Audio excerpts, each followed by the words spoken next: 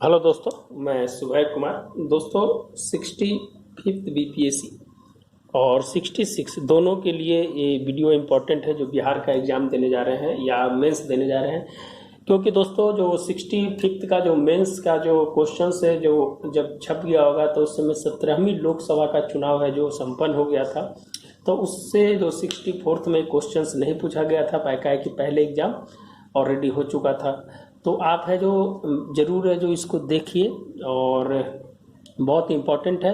और बिहार स्पेशल में इलेक्शन का एक मैंने वीडियो बना दिया था और इलेक्शन का एक पार्ट 2 वीडियो है जो आपको डेटा में कहीं ना कहीं मदद करेगा एग्जाम के अंदर में।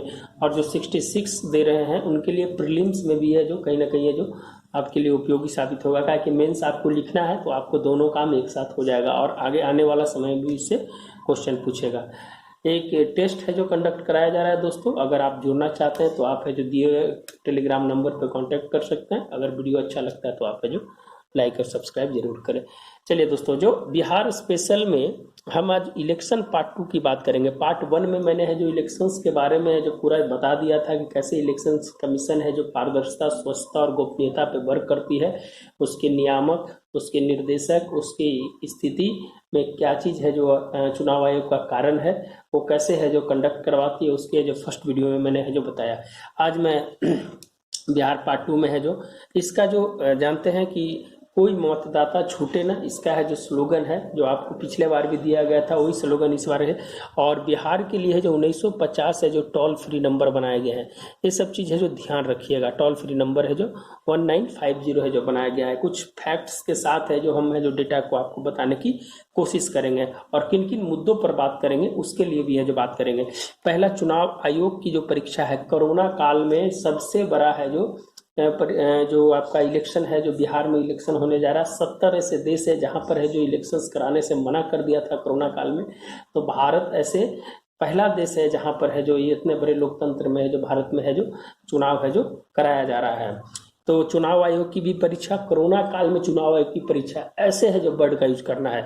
डिजिटल चुनाव एक लैंडमार्क चुनाव बनेगा। डिजिटल चुनाव पहली बार है जो इसका प्रयोग किया जा रहा है। इसमें जो क्या इसकी स्थिति बनती है, आगे आने समय में क्या है जो खर्चे में कमी आएगी, या राजनीतिक दल को क्या फायदा होगा, या है जो लोकतंत्र को बढ़ावा देने के लिए डिजिटल कितना इंपॉर्टेंट है, यहाँ पर पता चलेगा। डिजिटल साक्षरता को बढ़ाना पड़ेगा। भारत नेट कार्यक्रम है जिसके माध्यम से सभी जगह 6 लाख गाँव में जो ऑप्टिकल फाइबर बिछाया जा रहा है। तो आपको वहाँ डिजिटल इंडिया और डिजिटल साक्षरता से भी इसको जो जोड़ना पड़ेगा।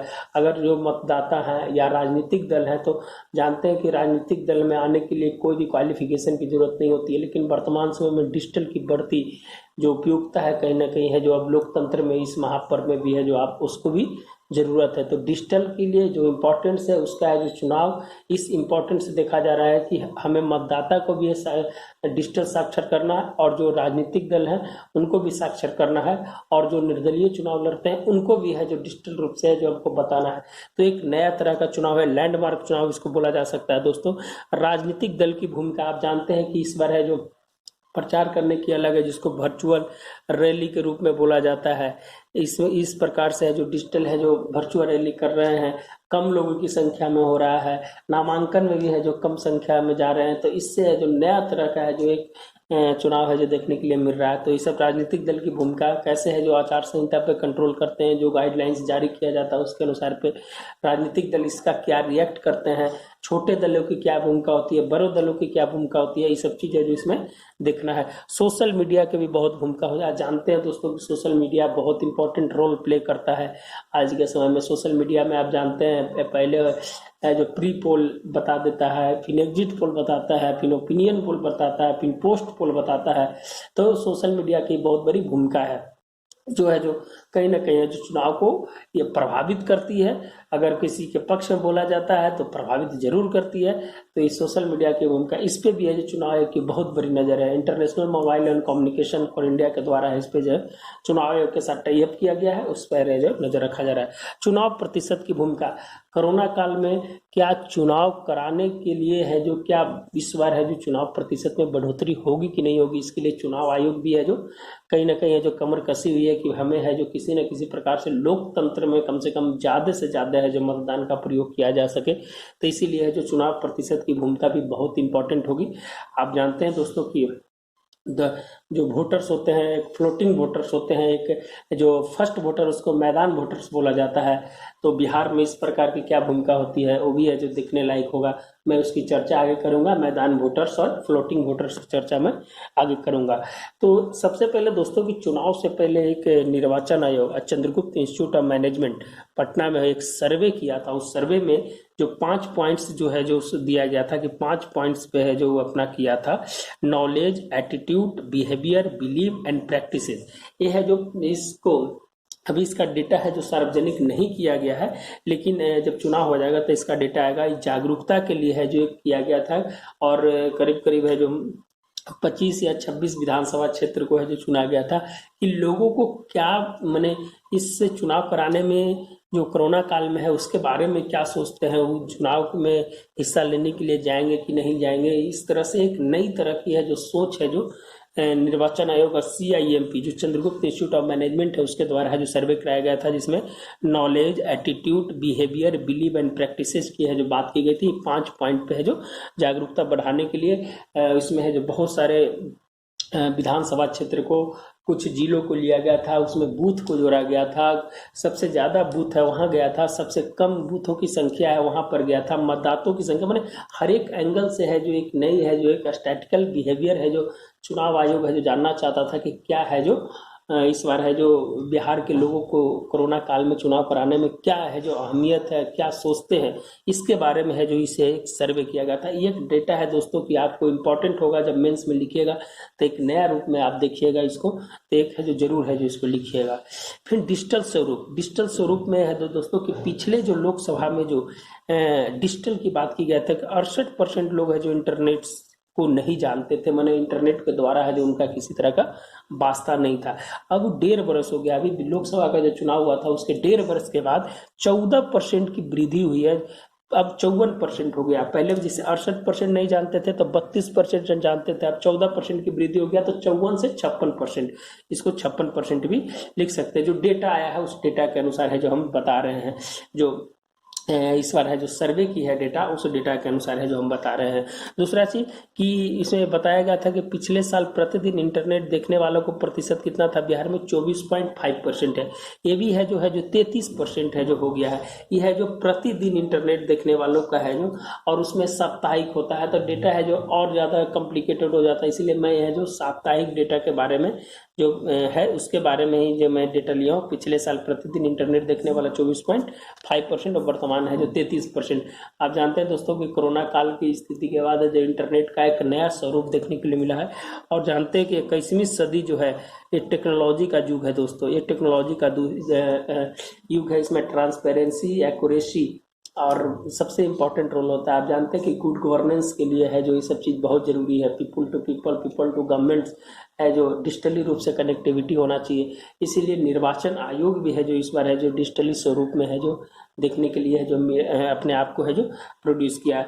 तो ये है जो दोस्तों 25 जिले, 43 विधानसभा क्षेत्र और 190 मतदान बूथ का है जो ये जो सर्वे था डिजिटल स्वरूप का, जिसके बारे में है जो बताया गया था। पिछले बार भी इतना ही किया गया था लोकसभा के समय, और इस बार भी है जो इतना ही किया गया है। तो एक डेटा था दोस्तों कि एक नए रूप से मैं जो आपकी बताने की कोशिश कर रहे हैं कि नया लिखना, अगर आपको मेंस में लिखना है तो इस सब डेटा का प्रयोग है जो कीजिएगा तो बहुत अच्छा होगा। अब है जो बिहार के बारे में कुछ बताते हैं दोस्तों कि बिहार में इस बार है जो 7,29,00,000 जो मतदाता है जो इस बार है जो वोटिंग का प्रयोग करेंगे। 7,29,00,000, उसमें 3,85,00,000 पुरुष हैं और 3,40,00,000 महिलाएं हैं। तो आप है जो जानते हैं दोस्तों कि बिहार में इस बार जो है जो टोटल वोटरों की संख्या है जो 7.2 करोड़ मतदाता है, और उसमें जो पुरुष और महिला को बताया है, और 23 वर्ष के नीचे जो है 30% मतदाता है, और ये मतदाता जो है एक फ्लोटिंग मतदाता है। अब इनके बारे में पता नहीं चलेगा कि ये कब है जो किसको वोट करेंगे। ये है जो करीब करीब है जो 30% जो मतदाता है, इसमें से 7 से 8% जो होते हैं वो है जो अपने अंतिम समय पर निर्णय को बदलते हैं, जिसको है जो बोला जाता है कि एक क्रूशियल फैक्टर होता है किसी भी चुनाव के लिए। तो 23 वर्ष के नीचे 30% मतदाता है। तो ये डेटा बहुत इंपॉर्टेंट डेटा है दोस्तों, आप इसको है जो जरूर है जो लिखने की कोशिश कीजिएगा। दूसरी चीज है कि दोस्तों की इस बार है जो प्रथम चरण में 71 सीट, द्वितीय चरण में 94 सीट और तृतीय चरण में 78 सीट। फर्स्ट में 16 जिला को लिया गया, दूसरा में 17 जिला का, और फिर है जो 15 जिला का। वो है जो कम्बिनेशन है जो चुनाव आयोग अनुसार से बनाया है। उसमें है जो आपके बिहार में 16 ऐसे जिले हैं जो नक्सली प्रभावित है, 16 है जो नक्सली प्रभावित है, जिसमें 4 है जो अति संवेदनशील है, जिसको आप जानते हैं दोस्तों कि गया जमुई वाला ये सब जो पूरा इलाका है इसको रेड कॉरिडोर का इलाका बोला जाता है। रेड कॉरिडोर का जो इलाका है पूरा बंगाल से लेके नीचे तक का, आंध्रा तक का जो बीच का जो मैपिंग है, जैसे आप है जो आपको एक चीज मैप बता देते हैं, ये मैप है, और ये जो एरिया है दोस्तों इसको रेड कॉरिडोर एरिया बोला जाता है, जैसे नक्सली प्रभावित एरिया इसको बोला जाता है। तो उसमें है जो बिहार के भी जिले आते हैं। आप है जो वहाँ तक आइएगा तो नॉर्थ बिहार, साउथ बिहार का जो जिले हैं उसमें सबसे ज़्यादा प्रभावित है, जो 4 जिले हैं जो ज़्यादा प्रभावित है 16 में से। तो इसको है जो भी ध्यान में रखते हुए जो बनाया गया है। तो आप है जो दोस्तों इस थोड़ा सा और थोड़ा सा ऐड कर देते हैं कि आप भी है जो इसमें नया चीज़ अगर लिखने की कोशिश किया जाए तो आप है जो उसमें है जो अपने आंसर को ऐड करके है जो लिखने की कोशिश कीजिए तो एक बहुत अच्छा आंसर हो जाएगा। इस पर क्या है दोस्तों कि ऑनलाइन नामांकन, ऑनलाइन नामांकन की है जो व्यवस्था है जो की गई है, और जाकर है जो नामांकन करने के साथ है जो बहुत कम आदमी की है जो व्यवस्था है जो रखा गया है। 30 लाख का बीमा है, जो कर्मचारी रहेंगे उनके लिए 30 लाख का बीमा है। बुजुर्ग एवं दिव्यांग के लिए डाक टिकट की व्यवस्था की गई है। एक पटना का डेटा था दोस्तों कि पटना में करीब करीब 4 लाख ऐसे हैं जिनको है जो डाक द्वारा है जो मतदान किया जाएगा, लेकिन वो पटना का सिर्फ डेटा था। तो आप है वर्चुअल रैली, नए चुनाव प्रचार, और 1.0 लाख पोलिंग बूथ है जी। पिछले बार है जो 73,000 था, इस बार है जो 1.0 लाख है जो कर दिया गया है। और जब पिछले बार औसता जो है जो 1500 प्रत्येक बूथ पे था, इस बार है जो 1000 कर दिया गया है, ताकि है जो लोग सहूलियत करें, कोरोना से बचाव में रहे, और जो गाइडलाइंस है निर्वाचन आयोग की गाइडलाइंस के अनुसार है जो इस बार है जो वोटिंग हो। और पीपीपी सब किट्स इस सब का एक ये तो डेटा ऐसा नहीं है, लेकिन एक जो इम्पोर्टेंट डेटा था उस डेटा को मैंने है जो लिखने की कोशिश किया है। दूसरा बात है दोस्तों कि जो 2015 का विधानसभा का जो association of democratic research and Bihar election watch 2005 के बाद डेटा आया है, लेकिन हम 2015 का डेटा अभी दे रहे हैं, क्या है कि पिछले चुनाव से ही कंपेयर किया जा सकता है कि जो कुल उम्मीदवार थे 3407 जो टोटल है जो उम्मीदवार ने नामांकन कराया था, उसमें है जो इसमें आपराधिक प्रवृत्ति के कितने थे, गंभीर कितने थे, करोड़पति कितने थे, स्नातक कितने थे, महिला कितना थी, और आयकर भरने वाले कितने थे, ये पूरा डेटा है जो दोस्तों कहीं ना कहीं है जो आपको काम देगा। तो 3407 ने है जो नामांकन कराया था, जो विजय 243 सीट में जो 243 संख्या है विधानसभा का। आपराधिक प्रवृत्ति के 1020 थे जिसमें टोटल का 30% है जो अपराधी उसमें जीते, कितना 142 मैंने 58% है जो जीते। देखिए दोस्तों 30% थे लेकिन उसमें 58% है जो आपराधिक प्रवृत्ति वाला जीते।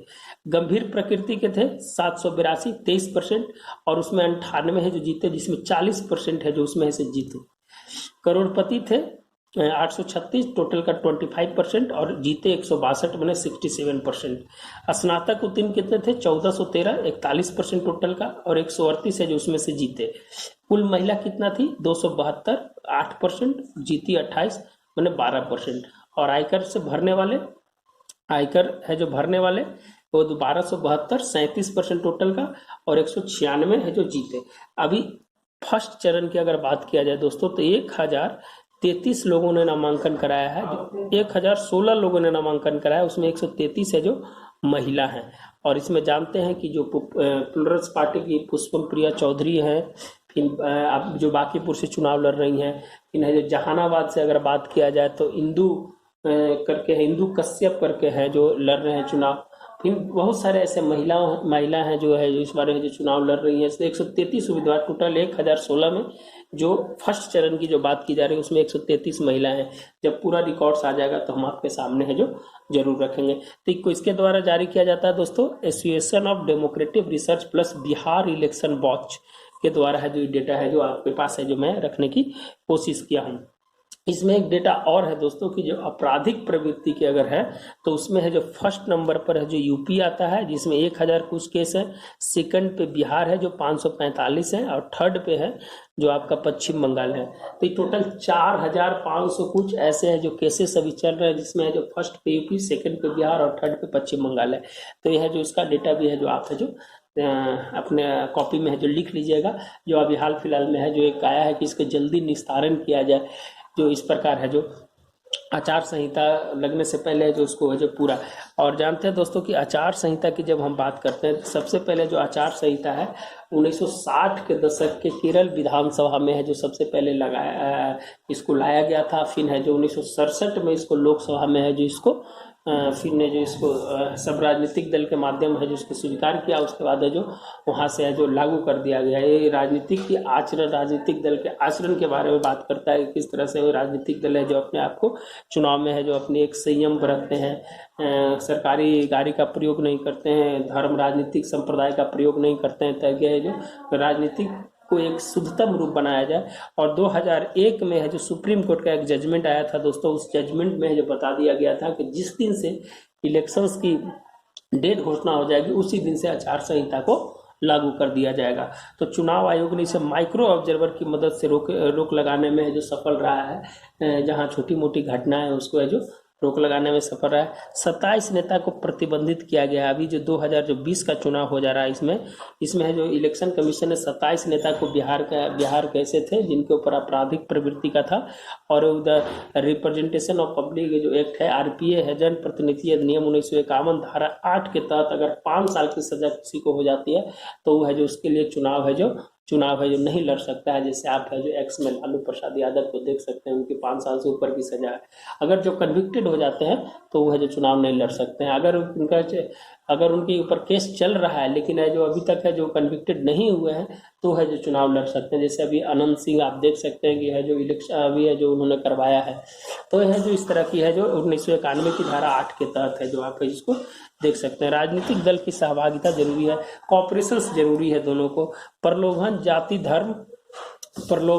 धर्म संप्रदाय और संसदीय बातों पर है जो ध्यान न देने की बात है और इसके प्रयोग न करने की बात की गई है। और सरकारी मशीनरी का प्रयोग नहीं किया जा सकता। कुछ आचार संहिता था तो बिहार से रिलेटेड था दोस्तों, इसीलिए मैंने जो इसको बताने की कोशिश किया है। कुछ छोटे मोटे जो वर्ड सुनते हैं, pre poll, exit poll, post पोल, क्या होता है तो आपको लिखने में मदद देगा। प्री पोल उसको कहा जाता है दोस्तों कि चुनाव से पहले, जैसे मान लीजिए कि चुनाव जैसे 7 तारीख तक है, अगर मान लीजिए 28 तारीख तक है तो उससे पहले की जो 2 विधि से किया जाता है। एक तो एकेडमिक विधि किया जाता है और दूसरा एक कॉर्पोरेट विधि से होता है। तो एकेडमिक विधि का सैंपल साइज है जो कम होता है और कॉर्पोरेट जो करता है उसका जो सैंपल साइज ज़्यादा होता है।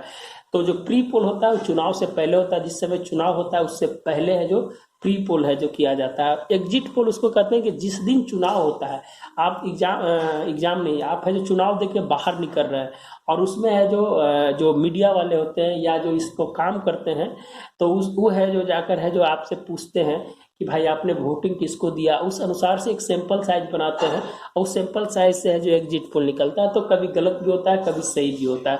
और पोस्ट पोल होता है कि जिस दिन चुनाव हो गया, जैसे अपना कितना है 28 है, 28 अक्टूबर है, 3 है और 7 है, तो 7 के बाद 10 से पहले अगर जो पोल अगर दिखाएगा उस पोल हो जाता है जो चुनाव के बाद उसको बोला जाता है, तो उसको बोला जाता है पोस्ट पोल। तो आप है जो इस छोटी छोटी बात है उसको है जो आपको जानकारी रखना जरूरी है।